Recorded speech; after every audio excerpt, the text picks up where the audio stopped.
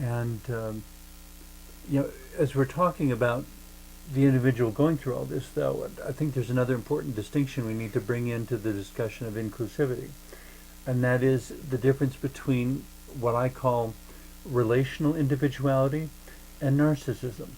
Okay. Narcissism says, I'm going off, I'm going to close the door and stay in my room, and I will reflect and get to know myself.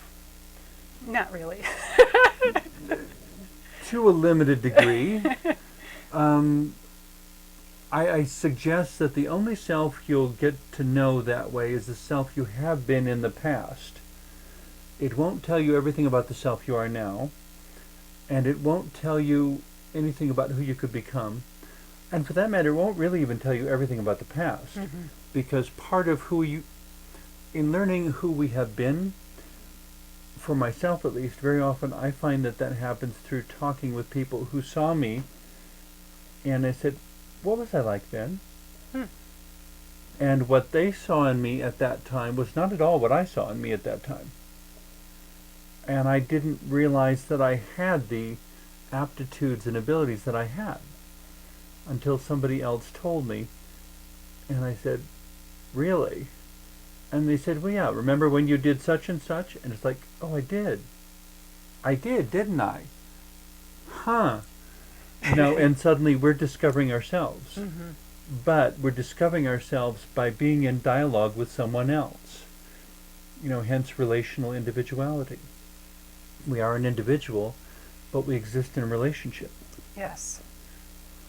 And those relationships continually confirm or deny, reshape, yes.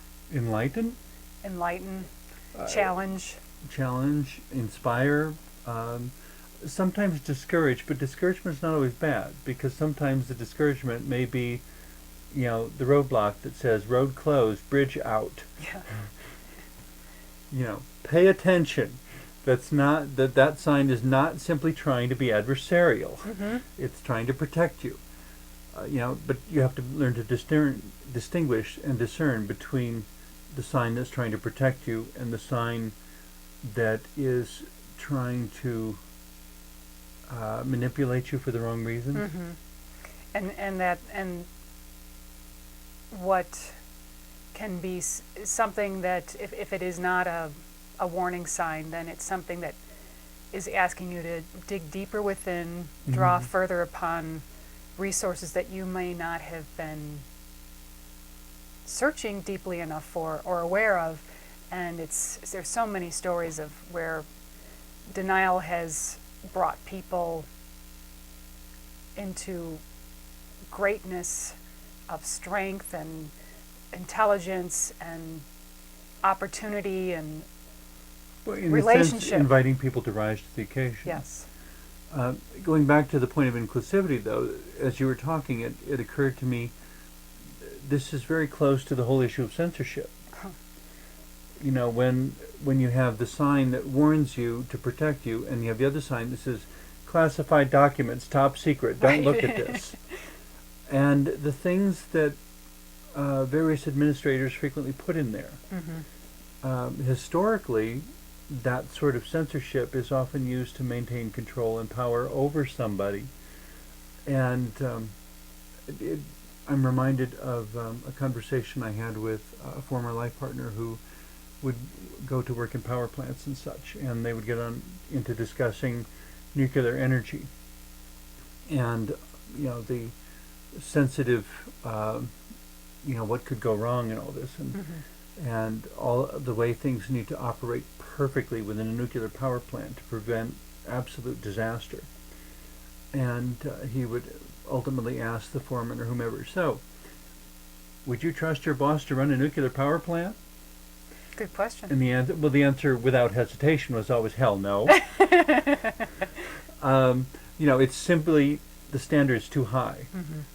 They wouldn't trust their supervisors or their administrators with that much power, because if anything went wrong, and these people were too imperfect to be trusted with something where we can't afford for anything to go wrong.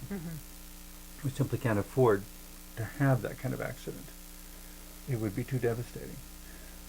which kind of comes back to this point of inclusivity. The reason to me, that we're including everyone, including the unlovable and the unattractive and everybody else, is that they might be the ones who see the danger happening. And if we're not listening to them when they sound the alarm, we're the ones who are going to get caught in the tsunami or the earthquake or tornado or whatever disaster is headed our way.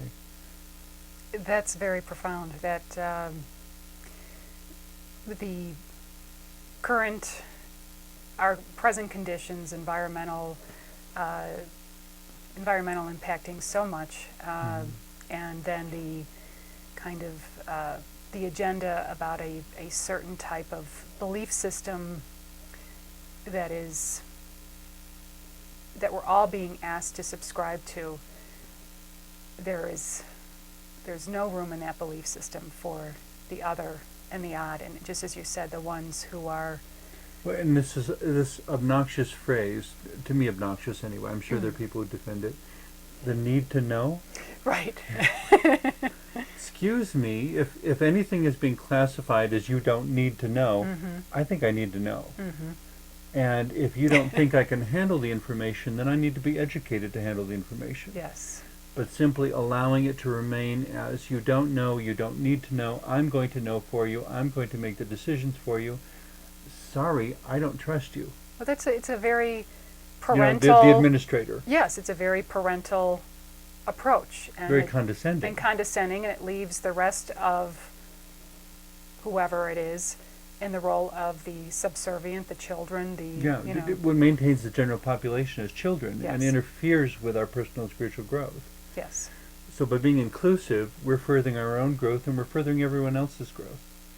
And when it comes to knowledge and education, instead of saying you don't need to know, to me, it would be so much wiser to say, let me initiate you into this discussion, because it's very complex.